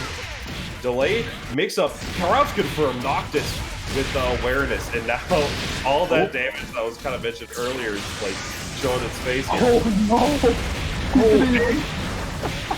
Okay. Oh, Noctis, the confirmation. Just recognizing, okay, I can't go for double weak point. I'm just going to go for full optimized routing. Oh my goodness. It's behind Noctis. RC it? Yeah, goes for the low. Very, very good awareness from Noctis. Like mentioned, you get the hit, it's party time. That 6B was actually like amazingly good in terms of like Azure because he could have gone for like 5B into record. That was an amazing 6B. Yeah, like even on the drop there, you still just force your turn. Like it's very, very good in this matchup. Yeah. Stacy's gonna connect. Not gonna lead to too much though. And yeah, just using these defaults, I want to say, just to be able to like teleport around, force Noctis to really play his game. Not able to get any of these growlers though. Ooh, try to make the call out with the dash, but gets countered. Guard cancel. You can't guard cancel very often against Azri. He has such great options to deal with it. So many jump cancel. Oh no, Elliot! That's my boy! Put the brute in his off. Okay, nice avoid. Yeah. Felix sometimes is gonna hit behind, so Euchre getting lucky there, just being able to avoid it. 60, the confirmation. Valiant, A, is a little bit too high. You're gonna go for just standard routing. Sentinel, you'd love to see it. 2C60, gonna catch. Okay, yeah, goes for 5D, gonna connect. Okay, so Noctis is on pretty much game point right now. Any hit could kill, even a wild DP to contest like this air-to-air game. Ooh, nice. the purple cheeky. Oh no, the purple throw. Woke up mash, you're just gonna he got crush trigger instead. Yeah, try just using Gustav to kind of build some screen space, be able to get close enough for this E snipe. I want to see it. Negative warning coming out. 6 feet, full recognition. Noctis, you dog. That was good awareness from Noctis because if you notice, the second negative warning went up, Yuka decided to go in, and Noctis like, oh, now you're approaching me. Yeah, and that was great. So the head involved on 6B, if I remember correctly, is not like it kicks up, I think like frame 7, frame 8. It's not super fast, but it's still like good in a lot of these situations, and especially good whenever at like that far of a range, recognizing that, okay, I can go for this 6B and really just force, frame 6 head involved. And just recognizing that there's enough of a gap for at least 6 frames. You're gonna be able to get the anti-air from that far away, gets the confirm, gets the game. Noctis after getting perfect and saying, this is my turn. Well played. Euchre's still not out of this, right? Obviously getting that perfect, still showing the, you have the adjustments of the adjustments, right? Mm-hmm. So we'll see how exactly this is going to work out between these two. Game 2 right now, Noctis up like we saw the first one. I'm really curious on how. So, like, Noctis obviously showing some adjustments there, blocking the chains a little more, even starting to get the growlers, kind of recognizing the patterns, because that's the game. Part 1 of as the Azrael side is recognizing the player's chain patterns. Do you go for like, what's your positions that you go for like this chain? What's your positions whenever you're going for like low forward chain? Things to recognize to start getting these phalanx into the picture to really contest strong neutral stuff. Yeah. We'll find out. Here we go. And it was good awareness from Yuka as well, because the second he gave him some ammunition, he dodged it immediately. Yeah, and that's exactly, and yeah, like shown there, yeah, the same frame 6 headed bolt coming out to play, and that's an opening. That 5A also 6 frames, so if you have anything more than that, you get a counter hit combo. It's really nice, and forcing an early burst out of Euchre. Alright, nice block size, plus frames if I remember correctly. Alright, gonna get the knockdown here to Menja. You will get to be careful jumping back. That's right in the range of Azure DP. Yeah, Noctis is very reserved on these DPs right now. In this matchup, you can find a lot of these angles where Ozma is wanting to approach is actually around the same time where like area where Panzer Strike will connect, like right there. Yeah, he keeps doing hard back after for Oki's enemy. That's always his route. Ooh, and yeah, recognizing everything there, just realizing that very unfortunate, but recognizing that everything's going his way right now. No burst is available. It's not a kill because of how prorated the round is. Yeah. and just goes for double 5D guard cancel. Recognizing that's a good spot to guard cancel. RC gets out of there. 6B not going to connect air to air. Also whiffs on that JC. Good chase. Yeah, good. Oh no, okay. California, Domi? Domi took the stick and was able to clutch it up with the 5 HP. That is, and even with that being said, you close out the round, great stuff. But Euchre now, like, Round Star is going to have the OD, but you're still at 0, so this could be very dangerous. You're going to have to play without this defense. Yo, Azrael, so funny! Yo, you love to see it. Let's see the person that go ahead. The chain whip, I didn't even know why he was missing the other way. For anyone that's a bit confused, this basically saying he got hit by Azrael's jacket. Exactly. He got hit by the threat. He got hit by the zipper. Oh yeah, just recognizing again, going for these guard caps. Counter hit, we got these. This is a full confirm. This is a Dead Hazama. Yeah, you get the full confirm. Black Hawk, Stinger, 1k minimum damage. He needs it. 4.8 and a very swift game coming out from Noctis off of that game-deciding burst. That was good awareness from Noctis. That is a seasoned, veteran Azrael player right there. Even recognizing that counter, like, you have to be so aware to get the like recognize that counter hit backwards hitting Gustav. Like, it is a very hard thing to really connect. Yeah, like you're not expecting it, right? Think of how many times you watch Street Fighter, right? You see Balrog dash punch and hit to the other side, right? You don't see it. So being able to recognize, saying, okay, this is my route from it, and then also of the defense, like, well, recognizing the defensive options from Euchre, right? So there was a couple of times where Euchre was teching and then Noctis playing around it, then saying, okay, you're gonna call, like, you're going for like the safe jumps from tech, I'm gonna no tech, and then the next time going for a two-way pickup. Tiger, Cobra, Valiant, gonna take him right to the corner and just force mixerization. It's beautiful. Yeah. I love seeing that type of optimal Azrael play. So it's so great to see. It's always great to see Noctis play. And Euchre is still not out of the tournament, obviously. Gonna be making this loser run. Also a very strong player. We'll see what he has cooking up in that loser bracket as well. I mean, again, same idea. He had great awareness in the neutral. Very just good recognitions to really like call out these things, call out this, and then like recognizing on defense where to like change it up. Personally, whenever it comes to Azrael matchup, I recommend, like, even though, like, you know, obviously he gets a safe jump if you tech, or, you know, you can try calling out with no techs and whatnot, or like rolls. It's like the risk reward is so skewed because if you no tech certain situations, you're just eating corner, and then in the corner you have to block TK Growler, which is reactable. You have to block, like, you know, 5D2 stuff like that. So it really forces some situations. So just always going for the tech and then just forcing the situation there is like the biggest thing for, in my opinion, whenever adjusting for that matchup. Yeah. We've got Kira Queen waiting for his next match. I believe he'd be fighting Riptide Marauder. Yeah, so actually I was able to play Riptide Marauder before we actually got started with the bracket. Very solid new player. Yeah, actually, I believe this was the new player, if I remember right. No, I don't know. Okay, yeah, because I played a Noel and a new. I'm pretty sure this was the this is the new player. So he's very solid actually when it comes to this. But I'm curious, you've played S before? Yes, I sub S. So what are your thoughts on this matchup? It's S's speed and her normals can definitely take control of the match when it comes to Miracle Moves, but you don't expect S to be in a place where she is. But a lot of people forget that S is a very fast character. Oh, like, for sure. Like from full screen, if she does like run up into 5C at max range and gets the tip of it, that is not, you're not too far away. She will find you. Yeah, like she also has the Blade Super as well, which goes through projectiles, so Nu has to be very careful when S has 50% meter. Yeah, and like I honestly, whenever, like, at least for my personal like takes with, like, you know, fighting S is very difficult at times because, like mentioned, very fast. That 6B is very strong for neutral and an anti-air, and it can deal with a lot of approach options. Like, have pressure, and Kira is a expert when it comes to characters. So we're gonna see what this optimized S play will do against Riptide Marauders new 13. Yeah, Kira is one of the surviving and very strong S players. And he's already started for instant overhead. Yeah, so S has access to that instant overhead. Oh, even going for the whiff cancel to force this out. Very early burst for Riptide Marauder. Gonna be able to.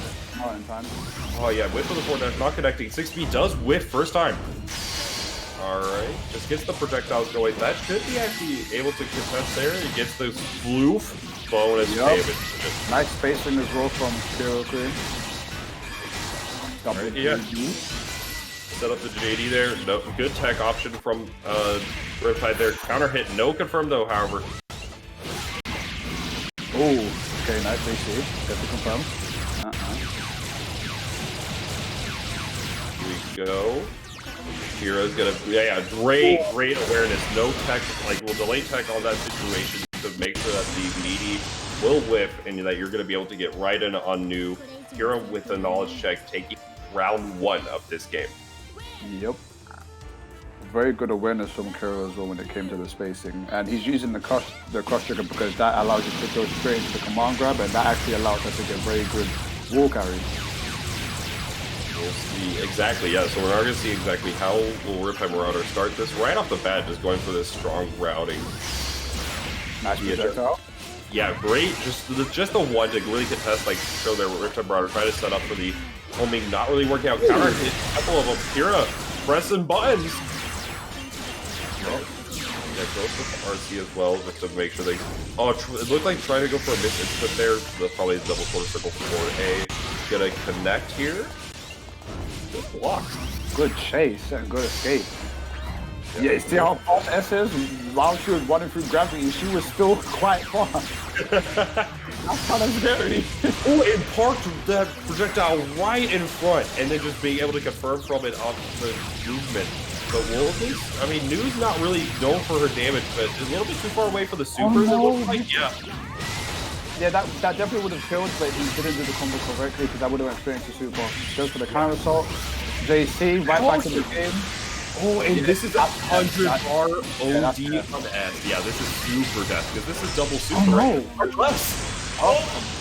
The reset. The resets. Exactly. So we're going that if correctly, that route should go into double super, unless like I think that may be corner specific. They could do it near the corner as well, but from that range and how much HP, a couple of loops into super would have killed as well. Absolutely. So yeah, like and then just drop in the combo, then just say, you know what, I'm just going to be able to clean this up. Goes for the overhead afterwards, recognizing that maybe my Gatling options weren't really like the best in terms of like, you know, confirming for this like a little bit more damage, and then overhead either to really, you know, because the overhead you're going to mix them up and it can really either just say, you know, maybe my combo routing was going to be too prorated, or could it say, you know what, before this, like, I think I'm going to seal the deal and just get in this guy's head a little bit before this game 2 even gets beginning. So it's currently 1-0 in Neko-kun X's favor. Very strong showing. A couple drops so far, but you know, the tournament nerves do exist.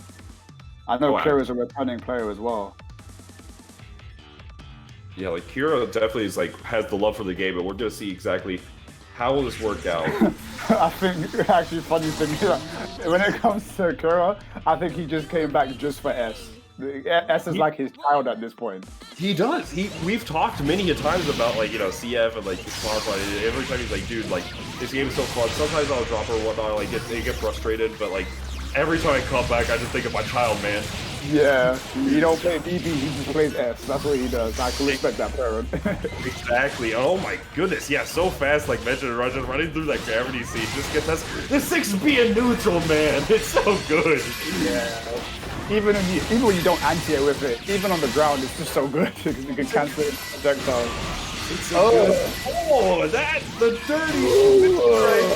The dirty guesses. 3K from it? Kira Queen. Instant overheads into 3K must be nice. Another one bites the dust, this man is saying, going into the set point. Oh, nice shot. Still hard to react to that. Nice conversion there. Okizemi. Wow, that 40 was quite hidden, I'm not gonna lie. Yeah, that that was off screen, and now counter hit, gonna be able to confirm here. Gets the full rounding, does the full charge Swain all the way to the corner. It does blue beat, but that can be a knowledge check as well. Plus frames by 1,000,008. Checking, okay, now you know he's fuzzy blocking. It goes for the air there. Instant overhead was. He could have actually punished him, but he made it whiff. Wait, that autocorrect is working out really great for Riptide Marauder. Gonna be able to force the situation. So a couple of swords. Yeah, here we go. Swords of Babylon, gonna be able to force the corner mixerization. Try to bait the DP, but not fighting. Hero on the defense now. How will this work out? ODs bets the barn on this round actually with this OD. Gonna force all these plus frames. Gonna connect with that JP. Didn't believe it. Over gonna be plus that, but not the low for the Gatling chain. Oh, and this is gonna be damage. Oh yeah, just blue beats again. Air tech, throw, and that's it. It was enough. Kira Queen taking it. 2-0 over Riptide Marauder. That was just clean play from both players, and then just Kira breaking it out at the very end, betting the barn and all the chickens on that like OD and working out in his favor. Great stuff from both players. Nicely played. And yeah, I mean, with that in mind, yeah, that's gonna be moving on with the bracket. I mean, Kira just played that incredibly well. Riptide Marauder, especially like mentioned, OD's the instant overhead. They're not able to get the punishes. Was not really aware of that, but instead just choosing to offer the corner positioning. And with that, we will be moving on to her next set. Zach, so I believe we both know this player very well. If I remember the lore correctly, right? You'll bust up some people on net play, right? And then immediately after, or rather Uri here, will bust up some people on net play with this fantastic Lychee. And then people go, man, this Uri guy is really good. I need to learn this matchup. Hey, Zach, can you tell me how to play this matchup? Like, it's literally a running meme for the longest time. Uri beats up some people, and then it's like, hey, yo, Zach, so Uri's in my bracket. Like, can we get some games? I'm like, okay.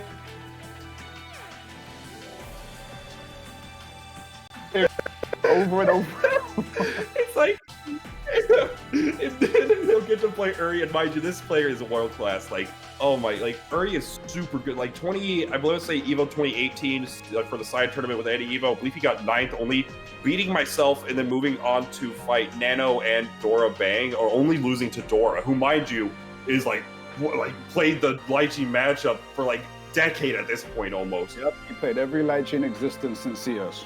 And has won many of these sets. So that's a fantastic run. I mean, CEO Taku's top 8s, just victories upon victories in this game. Like whenever I saw him top seed, and I looked to see if there's anybody else. Like obviously, I think Fame and Tippus had a DQ or whatnot. But whenever I see Uri top seed, I'm like, yeah, no, like obvious. Yeah, well deserved. He's one of the players that you don't really see him too often, but when it comes to tournaments and he's there, he makes a show straight away. You know he's there. Yeah. You feel his presence. Exactly. You can, the moment Uri walks into a room, you can see the Nico Robin retweet and the One Piece. Yeah. You can see the One Piece kind of just exuding from his head. It's always great to see the homie. It's always great. I'll just be minding my own business, getting loads of DMs, and I'm just like, why does everyone want to fight Lychee right now? Oh, it's Uri joining a tournament. I see. You'll get like 3 DMs and you're like, wait, let me look at this bracket, and then it's like, you see the path, it's like, if the first DM is like, has to play Uri round 1, and then the second one has to play if the first guy yeah. The third guy is like the winners fighters for the pool, and you're like, yeah, that makes sense. But who is Uri fight if I remember Onikage. Ooh, so we saw Onikage earlier on stream against Toito, who's the Ragna player. So we're gonna see, and mind you, Uri has played this matchup with, obviously America's best Ragna beta dude many a time. Many a times in bracket, many a times in casuals. It's always fantastic to see those two play. Onikage definitely has a different style of Ragna, but we'll see if that's able to keep up against Uri's experience. Yeah, this is one guy like. I know when you get to a certain Cactus Carnival, that's my boy. That's my boy. Yeah, that's my boy, Cactus Carnival. Yeah. The thing is, like, when it comes to Uri, like, I don't know, for him in particular, it's like he's played it so long that he still does his training, he still does his practice, but when you've got that much experience, you literally just come back to the game and be like, I'm fighting a Ragnar. I know how to deal with Ragnar. So he just has to then download the player. Yeah, absolutely. He knows he's a very quick player, especially very quick-witted, very able to recognize like and adapt out of like just very minimal information and really just call out the player. And right now, the optimization of this player on this character, man, this character has great neutral and does 4K off of that. Let's go. I mean, 6P's kind of spicy. I'm not gonna lie to you, and it was a counter. And it was counter. With all that and recognizing all that, making sure to get all the damage out of this. 3 plus frames, the knowledge check from Onikage. Alright. Gonna be able to get, though, don't beat her for it, just gonna be able to set the floor with. That works. That was a trade that we would like to take because it's enough to kill. Absolutely, and now with that, try to connect with the JAs. A few whiff buttons, very unfortunate, not being able to get the easy autocorrect there. The DP out. Okay, Zach, did that cross up? We love it. We absolutely love it. The pseudo unblockable. It's so hard to tell sometimes if it's block, like if it's cross, if it's not cross up. Uri knows exactly how to mixerize the opponent. And with all of this to be said, gonna go into overdrive all green to close out the round, more than likely. Oh no, just go to the other super, gonna be able to dance on him. Not enough meter. Uri is the type of fella that right there would have just RC'd it. And then, because... Yeah, yeah, he would have. What he wants to do, and mind you, he doesn't just do it like he doesn't do it out of like disrespect or anything. He does it because it's funny, obviously. But like even like playing like with like myself or the other homies, like there, he will do that RC teabag like 6 times, then get a DP, and then just like everybody's just rolling. It's such a funny thing, and Uri finds the best ways to add the spice to these routes into this character. Oh my goodness. So ridiculous. And, I mean, he knows he obviously, if you're interested watching Uri's play, if you're interested about picking up Lychee, he's put out so many resources about how to play this character, about like, because apparently, like, obviously correct me if I'm wrong, but the routing is not the neutral and like is not the hard part of the character. It's really about the recognition on what routes you can do from different positions with your staff. Yes. Like the combos are definitely the easy part. It's just being able to fully optimize how you confirm everything. Every little hit counts. And that's one thing that Uri's been demonstrating already. Every tiny hit he's done during pressure, he hasn't like accidentally hit them and not gotten a combo. He's comboed off everything. I mean, round start, 6B counter hit, 4.2k. He knows it.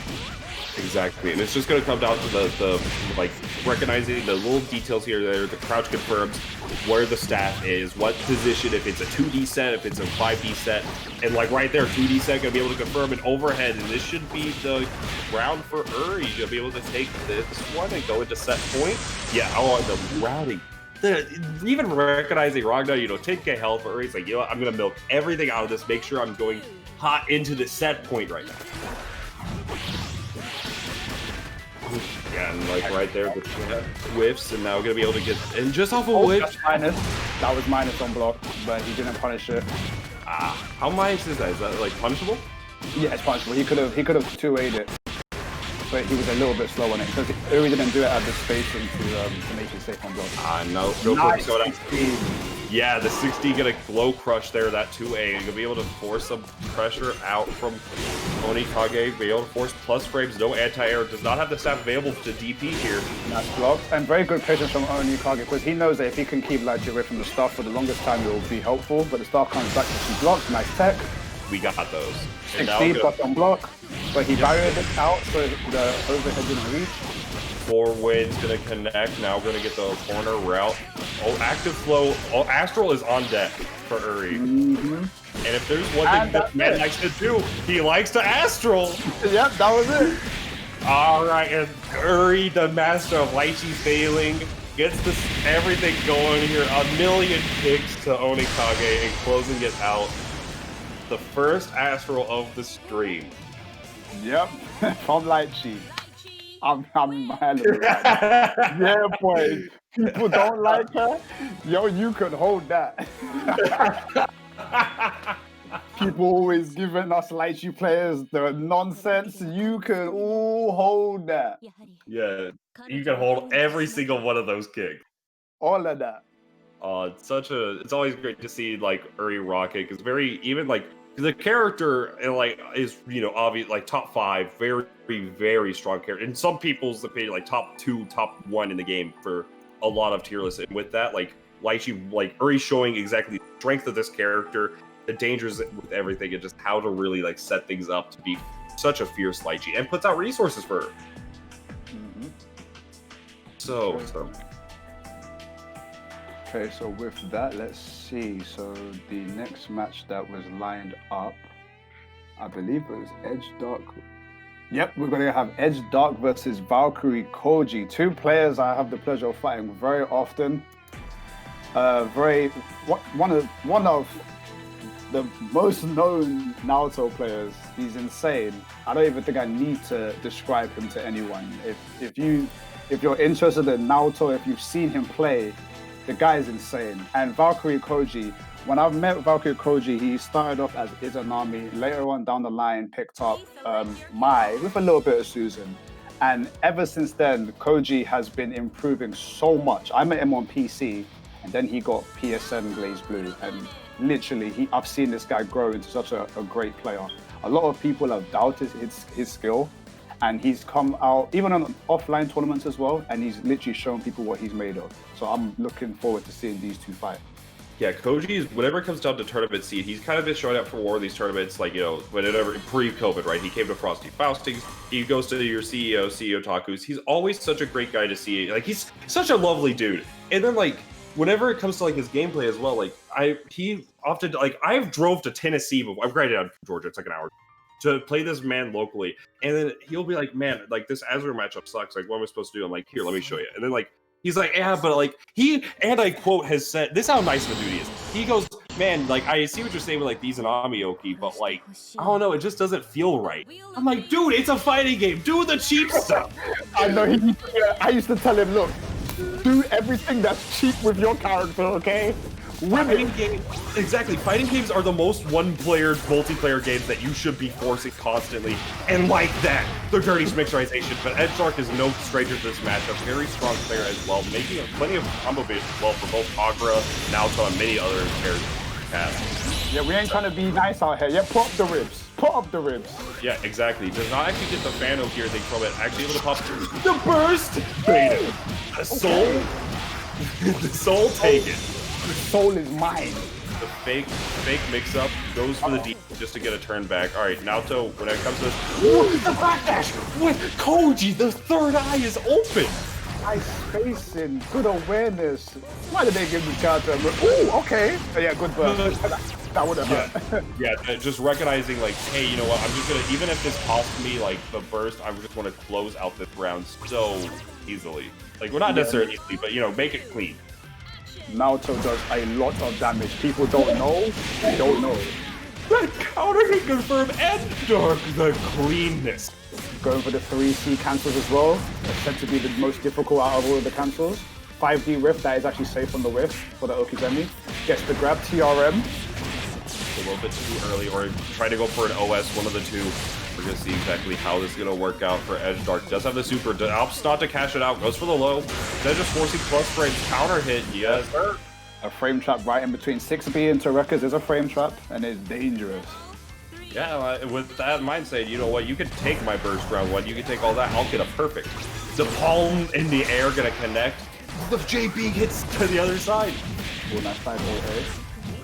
If I remember correctly as well, Naoto can actually, I think, get some pretty good damage from a 5AA. I believe so actually as well, but yeah, we'll see exactly what can really come out from it soon. You just gotta force this, goes in a danger state. Oh boy. Yeah, That's it. If with overdrive, Edge Dark has the pilot and 60 meter. No, actually, just meter stuff. Oh, counter no. hit. Burst, yeah, just force the corner. Yeah, nice wake up super. Something to force situation if you do damage and you don't. And now we're gonna see exactly how this will work out for Koji. Ribcage to set up the neutral. DP. I really like that option. Oh, and gets caught low though. he's shaving away the barrier off the ribcage, so this won't fail. So he has one more chance. Good block. Gets opened up low. Oh, and this is gonna be the round if Koji still has these. Yeah, that should be it. There you go. Yeah, that was great awareness for Edge Dark. So using especially with the fact that the DPs still like do a chunk of damage on not only as just like in general, but on barrier and ribcage, it takes off so much. And having that 50 meter to RC it, make it safe, and just say enforce out of a OP situation. Like it's just such good rewards for 50 meter. Obviously, you know it's gonna put you at like that meter deficit, but like if you're getting out of an Oki situation, getting out of barrier, and getting safe option to like get out of the corner, just let it rock. Yeah, and I think the enhanced DP really does shave a lot of her barrier. Yeah, if he did an enhanced DP there, I think it could have been possible that the ribcage wore off and it like the hits would have connected. Like yeah, just break it. It's so good, but we're gonna see exactly if Koji's gonna be able to keep up this train, or if Edge Dark is gonna be able to come back stronger and better in this round. We'll find out. He's gonna look for another perfect here, I assume. But no, sir, the bits connect. So 1-0 to Valkyrie Koji at the moment. Gets the fail, but can't. Whoa, never mind. What? Never mind. Sorry, I'm not in his mind player, but my eyes. How much is something better? It's a fatal counter that you get so much like round untech time. It's really hard to deal with that time. But Flash Cage gotta force the corner situation here. Just burst, does not want to hold this Oki. Bits to connect, air grab, we tech those. And that's smart. That actually works out for both sides because of the fact that it gets her out of ribcage, but it also makes it to where like she's saving that barrier for the next one. Just runs past with it. Dodge the slide tackle. Tries to 5B with the anti-air. Very good awareness right now. We're unblockable on that 6A. What a strong normal. Is this actually death if you go for like the full optimization with this? If you have 16 super maybe. Oh no, is that up for the Oki? Oh, you mentioned the damage! Oh my, the barrier didn't exist. Oh, Domi! You Domi on the 6 yet again! The anterior whiffs, and that's gonna be a JB. That's devastating for Edge Dark. I'm surprised he didn't do enhanced DP because he was definitely in the area where he could have hit, and he had rapid. Oh my goodness, if he confirmed that. Oh, nice 5A is unblockable. Yeah, there we go. Gonna be able to catch this. Oh no, he misses it. Ooh, goes for the kiss caught low, try to go for a fuzzy block, does not work out in Koji's favor. Okay, there you go. Press the back off. Nice. Goes over the 2V, and Valkyrie Koji saving the burst. Good idea. Yeah, don't want to do contest with a Domi burst. Instead, just gonna keep it in for this round. Round for a ribcage, force the neutral right away, my son. Yeah, hey, oh my goodness, that's shade. Yeah, it does so much danger time, but the only issue is the fact that if you don't have the meter for it, you get all this time to combo with. Oh no! The meaty was not there. Force the corner situation still, and just gonna be able to get the confirm here. It could be, yeah, looking to pop the ribcage, gonna force corner damage. Oh, and the bits had that really weird, like, there. Did you notice that he actually went in for head while the bits were out? He can't block. He could have actually just did wake up DP. Yeah, it was very interesting. OD. You have to throw there because even if they're just the fake out of Baker. Fake it out. Broken ribcage, like, yo, I ran out of barrier. Just letting you know. Yeah, like that was just a quick, like, because nobody does that. Like, and that, for obvious reason, right? If you're not gonna be able to block in that situation, but then going for like faking out the ribcage, forcing some respect, and then just the like very strong play from Koji, and then just being able to take it from there. Edge Dark will be seeing more of him in the losers bracket, but Koji looking mad strong. Yep, he's not out yet. That was definitely hard. It's definitely hard for Naoto to maintain pressure and even catch Izanami. So that was definitely somewhat of an uphill battle, but definitely not impossible. Absolutely. So yeah, for what it looks like, we'll be taking a short break, and coming up next, we will have Days versus Omni Scythe. But right after a quick break, be right back. Yep, we're having some stream troubles real quick, so we're gonna have Osagura switch over to another setup. So give us one moment. Apologies for the delay.